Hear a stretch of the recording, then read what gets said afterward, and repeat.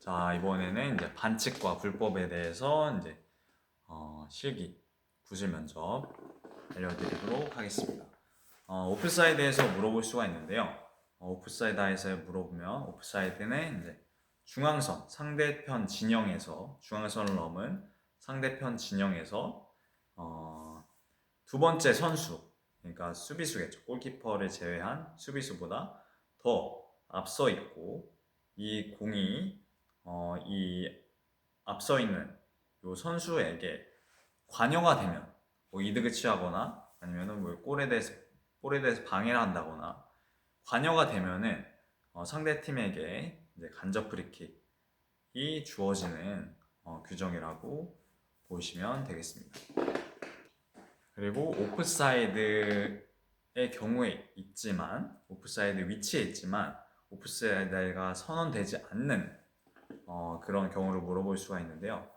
첫 번째 경우는 중앙선을 넘지 않았을 때 자기 편 진영에서 받았을 때는 오프사이드가 선언되지 않습니다. 그리고 골킥에서 받았을 때 직접 받았을 때, 그 다음에 코너킥에서 직접 볼을 받았을 때, 스로인에서 볼을 직접 받았을 때는 이제 오프사이드 선언이 되지 않고요. 그 다음에 오프사이드 위치에 있었지만 공과는 전혀 상관이 없었다면 오프사이드 반칙이 선언되지 않습니다. 그리고 직접 프리킥과 간접 프리킥의 차이를 물어볼 수가 있는데요. 직접 프리킥은 이제 직접 차서 골로 바로 연결을 시킬 수 있는 것이고요. 간접 프리킥 같은 경우에는 저희 편에게 패스를 먼저 하고 나서의 골을 득점을 할 수가 있습니다. 그리고 주심은 간접 프리킥인 경우에는 손을 머리 위로 들어서 간접 프리킥임을 선언을 해야 합니다. 자, 직접 프리킥에 대해서 해당하는 반칙에 대해서 이제 물어볼 수가 있는데요. 첫 번째로 이제 차징, 몸으로 막 박았을 때, 그 다음에 태클 상황에서, 그 다음에 핸드볼, 핸들링 상황에서, 그 다음에 점프해가 덮치려고 할 때, 덮쳤을 때, 그 다음에 푸싱 손으로 밀었을 때, 그 다음에 발로 찼을 때, 그 다음에 입으로 깨물거나 침을 뱉거나 하는 상황, 그다음에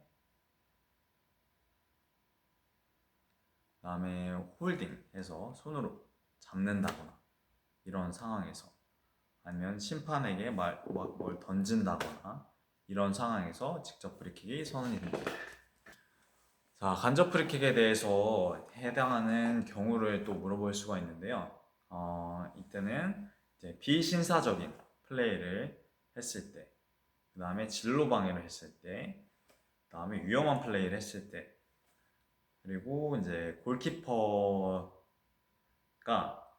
이제 스로인한 볼을 우리 편이 스로인한 볼을 골키퍼가 손으로 잡는다거나, 아니면 우리 편이 골키퍼에게 준 볼을 손으로 잡는다거나, 아니면은 골키퍼가 이제 페널티 에어리어에서 볼을 6초 이상 막 가지고 논다거나 이랬을 때, 그리고 골키퍼가 볼을 방출을 했는데 그걸 다시 가서 골키퍼가 손으로 잡는 행위들, 그리고 이제 주심이 봤을 때 경기 규칙에 나와 있는 반칙은 아니지만 선수의 행동이 부적절해서 경기를 중단하고 재개를 하고 상대편에게 공을 줄 때,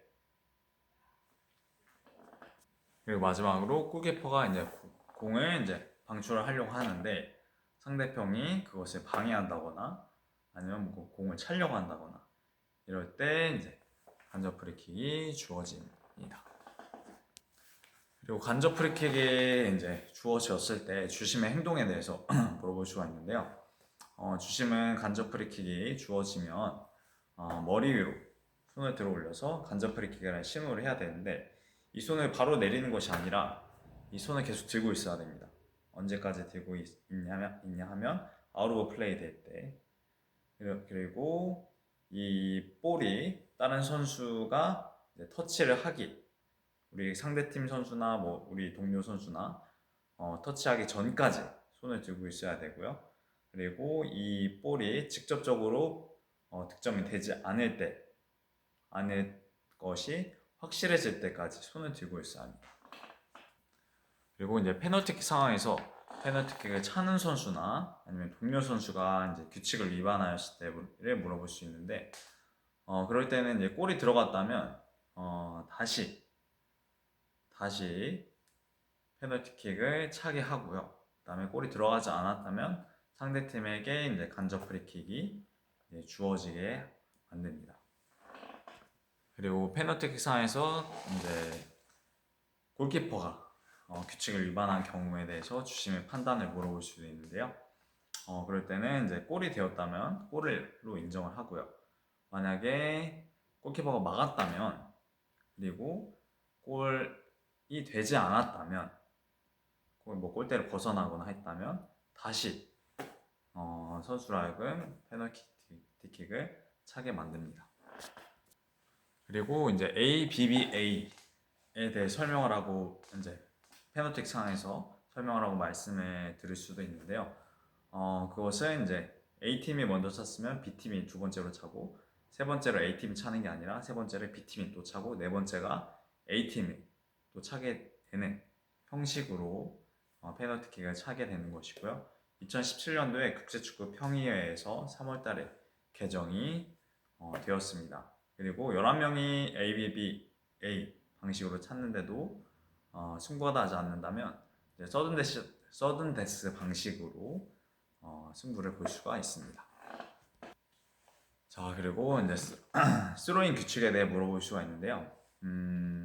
두 발의 일부가 터치라인 지면에 위에 있어야 하고요. 그리고 던질 때는 머리 뒤로 가서 이 귀를 지나서 던져야 하고, 필드를 바라보고 볼을 던져야 합니다. 그리고 이제 스로인한 볼이 직접적으로 골대에 들어가서 골이 되었을 경우에 대해 물어볼 수 있는데요. 이때는 골로 인정이 되지 않고 상대팀에게 골키퍼에게 골킥이 주어지게 되었습니다.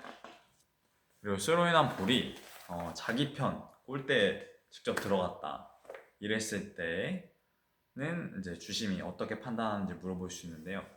이때는 이제 상대팀에게 코너킥이 주어지게 됩니다. 자, 골킥에 대한 상황을 물어볼 수가 있는데요. 골킥은 상대편 선수가 마지막으로 찬 볼이 이제 골라인을 공중이나 바닥으로 넘어갔을 경우에 골킥이 선언이 되고요. 골킥 상황에서 골키퍼가 찼는데 상대편 골대로 들어갔다. 그럼 득점이 인정되고요. 만약 실수해가지고 자기 골대에 넣었다면 상대편에게 이제 코너킥이 주어지게 되어집니다. 그리고 골 에어리어 안에서 어느 부분에서 놓고 자유롭게 차면 됩니다. 자, 코너킥 선언과 득점에 대해서 물어볼 수가 있는데요. 코너킥 상황에서는 수비 선수가 마지막으로 터치한 볼이 골 라인을 지면이나 공중으로 넘어가게 되었을 때 상대팀에게 이제 코너킥이 주어지고요. 그리고 코너킥 상황에서 직접 득점이 가능합니다.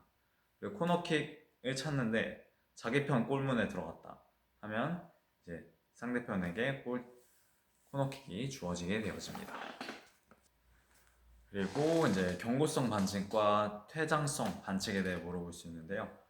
경고성 반칙 같은 경우에는 비신사적인 플레이를 했을 때, 반스포츠적인 플레이를 했을 때, 그리고 위험한 플레이를 했을 때, 그리고 지속적으로 경기 규칙을 위반했을 때 간접적으로 이제 옐로우 카드 상황이 되고요. 퇴장성 반칙 같은 경우에는 보복성 행위, 침을 뱉는다거나 아니면 심한 난동을 부린다거나 이런 위험한 아주 상대방을 욕되게 하는 그런 경우에 주어지게 되어집니다. 그래서 여기까지 반칙과 불법 행위에 대해서 한번 배워보았습니다.